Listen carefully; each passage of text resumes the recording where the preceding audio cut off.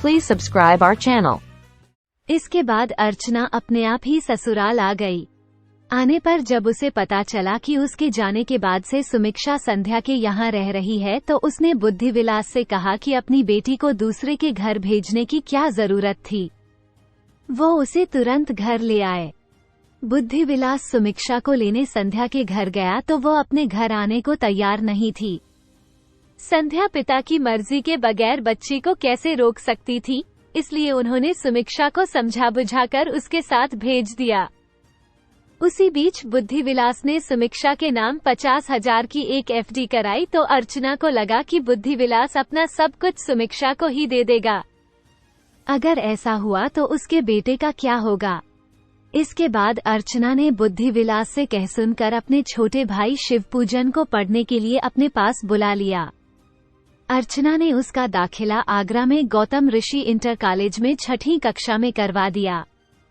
शिवपूजन के आने से सुमिक्षा की परेशानी और बढ़ गई। अब भाई बहन दोनों सुमिक्षा को परेशान करने लगे। भाई के आने से अर्चना के इरादे को और मजबूती मिली।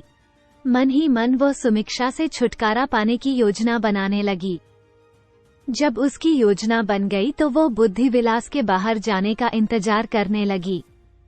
योजनानुसार उसने सुमिक्षा के प्रति अपना व्यवहार पूरी तरह बदल लिया था। वो सुमिक्षा से इस तरह प्यार का नाटक करने लगी जैसे एक माँ करती है। बुद्धिविलास को इससे हैरानी तो हुई, लेकिन सोचा शायद मायके वालों ने समझाया हो, इसलिए उसे सद्बुद्धि आ गई है। एक दिन सुमिक्षा ने कोई शरारत की तो अर्चना ने कहा, अब तुम बहुत शरारती हो गई हो, अगर तुम्हारा यही हाल रहा तो मैं तुम्हें गांव भेज दूंगी। ऐसा अर्चना ने योजनानुसार कहा था, लेकिन सुमिक्षा डर गई क्योंकि वह गांव नहीं जाना चाहती थी। अर्चना भी उसे गांव नहीं भेजना चाहती थी। ये तो उसकी योजना का एक हिस्सा था। वह चाहती थी कि सुमिक्षा सबसे बताए कि मम्मी उसे गांव भेज रही हैं। अपनी इस साजिश में अर्चना सफल भी रही। सुमिक्षा ने यह बात संध्या कौशिक को बताई। उन्हें लगा कि अर्चना ने उसे डराने के लिए ऐसा कहा होगा, इसलिए उन्होंने उसे आश्वस्त किया कि वह डरे न, उसे कोई गांव नहीं भेजेगा। एक दिन बुद्धिविलास ने कहा कि उन्हें मूर्तियों के लिए मुकुट खरीदने मथुरा जाना है, तो अर्चना की आंखों में चमक आ गई। वो अपनी योजना को अंजाम देने की तैयारी करने लगी। पहला काम तो उसने ये किया कि अपने आवास के पास खाली पड़ी जमीन में कई गड्ढे खोद डाले। दोपहर में बुद्धिविलास खाना खाने आया तो उन गड्ढों को देखकर पूछा, अरे इतने गड्ढे क्यों खोद डाले हैं?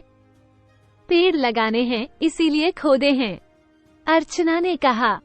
अर्चना की इस बात पर बुद्धिविलास को हैरानी हुई कि अचानक इसके मन में पेड़ लगाने की बात कहां से आ गई। यही सोचकर उसने कहा, तुम्हारे मन में अचानक पेड़ लगाने की बात कहां से आ गई? टीवी में देखा था, उसी में देखकर सोचा कि मैं भी अपने घर के आसपास पेड़ लगा दूं तो हरा भरा रहेगा। 21 सितंबर को बुद्धिविलास को मथुरा जाना था। उससे एक दिन पहले यानी 20 सितंबर को अर्चना ने सुमिक्षा से कहा कि वो संध्या से कह देगी कि अगले दिन वो उनके घर नहीं आ पाएगी।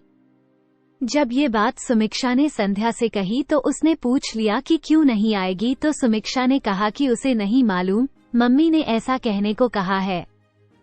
अगले दिन 21 सितंबर को बुद्धिविलास 10 बजे के आसपास मथुरा के लिए निकल गया। पति के जाते ही अर्चना ने मंदिर परिसर का बाहरी गेट बंद करके अंदर से ताला लगा दिया।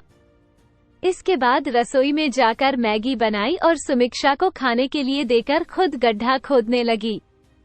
भाई ने पूछा कि वह गड्ढा क्यों खोद रही है, तो उसने कहा, तू अंदर जाकर सो जा, मैं क्या कर रही हूँ इस बात पर ध्यान न दे। शिवपूजन जाकर सो गया। अर्चना ने 3.5 फुट गहरा गड्ढा खोद डाला। गड्ढा खोदकर अर्चना अंदर पहुंची तो देखा सुमिक्षा बेहोश पड़ी थी। दरअसल उसने मैगी में नशीली दवा मिला दी थी, इसलिए मैगी खाकर सुमिक्षा बेहोश हो गई थी। अर्चना ने बेहोश पड़ी सुमिक्षा के दोनों हाथ पीछे बांधकर मुंह और नाक में कपड़ा ठूंस दिया। इसके बाद ऊपर से पॉलीथिन लपेटकर उसे उठाया और गड्ढे में लेटाकर ऊपर से 2 थैली नमक डालकर गड्ढे को ढक दिया। नमक उसने इसलिए डाला था ताकि लाश जल्दी गल जाए। किसी को संदेह न हो, अर्चना ने गड्ढे के ऊपर पत्थर रखकर हवन कुंड बना दिया और उसके पास तुलसी का एक पेड़ लगा दिया। बुद्धि विलास के आने से पहले उसने वहां दिया जलाकर तमाम अगरबत्तियां भी सुलगा दी। शाम 7 बजे के आसपास बुद्धि विलास ने आते ही समीक्षा को आवाज दी। समीक्षा कहाँ से बोलती? उसे तो अर्चना ने ऐसी जगह भेज दिया था जहां से कोई लौट कर नहीं आता। अर्चना ने कहा, वो तो सुबह से ही गायब है। क्या सुबह से गायब है? तुमने उसे ढूंढा भी नहीं? बुद्धि विलास थोड़ा गुस्से में बोला।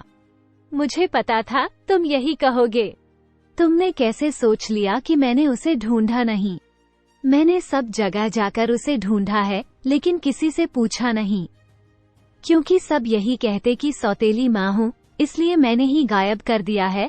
जब तुम इस तरह कह रहे हो तो दूसरे क्यों नहीं कहेंगे? अर्चना ने रोते हुए कहा। बुद्धि विलास उठा और पैर पटकते हुए घर से निकल गया। सीधे वह संध्या कौशिक के घर पहुंचा। जब उसने उनसे समीक्षा के बारे में पूछा तो उन्होंने कहा, समीक्षा तो मुझसे कह गई थी कि आज वो मेरे घर नहीं आ पाएगी। समीक्षा और कहीं नहीं जा सकती थी। साफ हो गया कि वह गायब हो गई है। थोड़ी ही देर में ये बात पूरी कॉलोनी में फैल गई। सभी एक दूसरे से पूछने लगे। इससे यह बात साबित हो गई कि सभी को समीक्षा से सहानुभूति थी। सभी उसकी तलाश में लग गए। बुद्धि विलास पागलों की तरह अपना सिर पीट रहा था।